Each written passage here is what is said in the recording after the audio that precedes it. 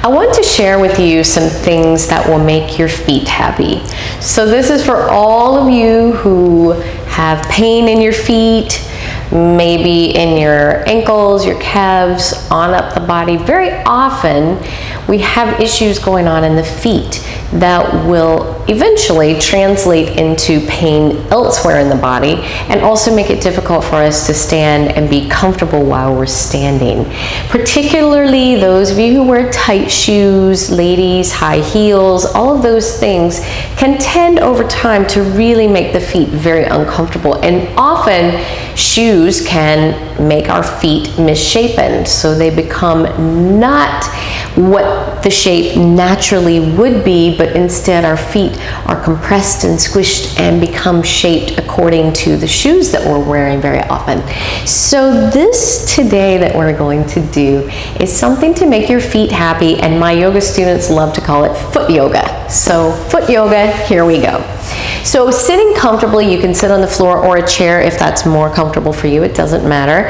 You're going to place, and I'm working with my right foot, so you're going to place your right foot on your left thigh.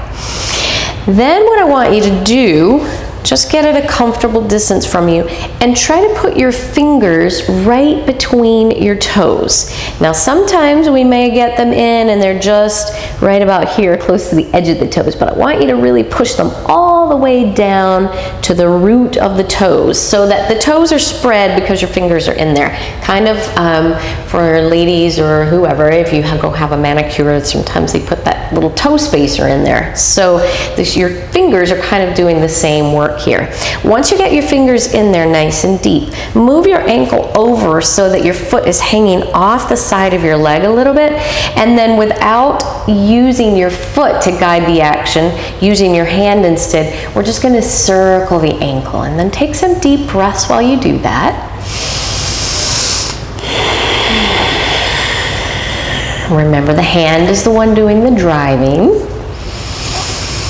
And then reverse and circle the opposite direction, just beginning to loosen up in the ankle.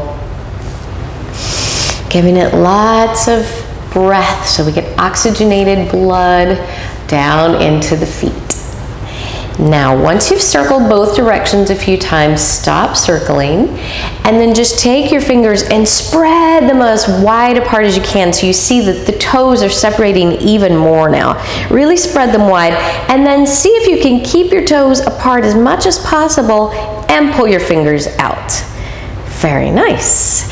And then I want you to just put your foot back on your leg, and you're going to take the opposite hand. Make a light fist, and with the outer edge of your hand, you're going to just pound on the whole bottom of your foot. Loosen up all of those muscles. If you find some tender spots, that's not abnormal. It happens very often. In your feet, you have laid out the whole entire body. So there are points on your feet that correspond to everything else in your body. So sometimes when they're tender, it may be corresponding to an organ or a body part that maybe needs attention. So in addition to relaxing the muscles of your feet, you're also giving a little treatment to your whole entire body. So make sure you get the whole foot. Then I want you to take your fingers and take each toe and just squeeze and twist, roll your toes between your fingers. Get them moving as much as you can. We don't think very often about the toes and the importance of them, but when we lose mobility in our toes, then we start to compromise our ability to walk and even stand if we get tight and stiff enough. And trust me, working at an assisted living facility and teaching a lot of older people, I see that happen, that the toes no longer have the ability to move. They're cramped, they're squished, and they can't move so much, and the walking does become very compromised at that point. So you want to really pay attention to keeping your toes flexible and very pliable. We kind of forget about them, but without them, we get into big trouble sometimes. So really pay attention to those toes and get them all moving this way and that. Once you get them all moved and you've worked on all of your toes, if you can, take your elbow and just place it right in the arch of your foot.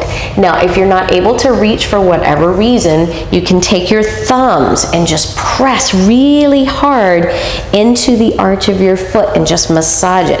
But if you can, with your elbow, do little circles all around in the arch of the foot. That's going to get all of those muscles in the lower leg that come down and wrap underneath your foot. So you're going to get those all nice and relaxed, and it might be very tender in there. So just take it to the point that it's comfortable, not where it's excruciating. You don't want to kill your foot here.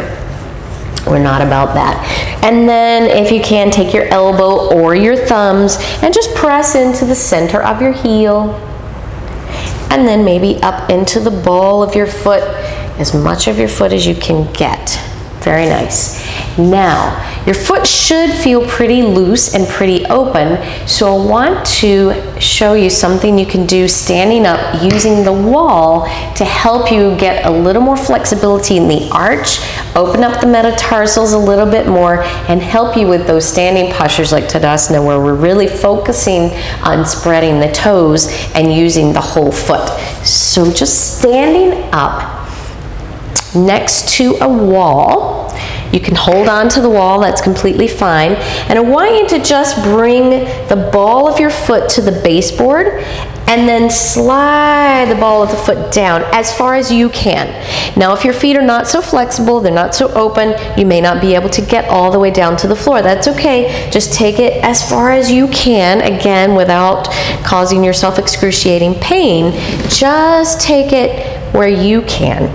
And then just try and take maybe 3, 4, 5 deep breaths, whatever you can, breathing deeply in. Envision, see, feel, imagine that the breath is going all the way down into your foot and into your toes. And after you've done 3 to 5 nice deep breaths in through the nose and out through the nose, you can hold on to the wall if you need to for balance.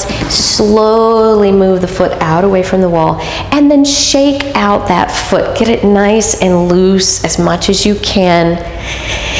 And then relax.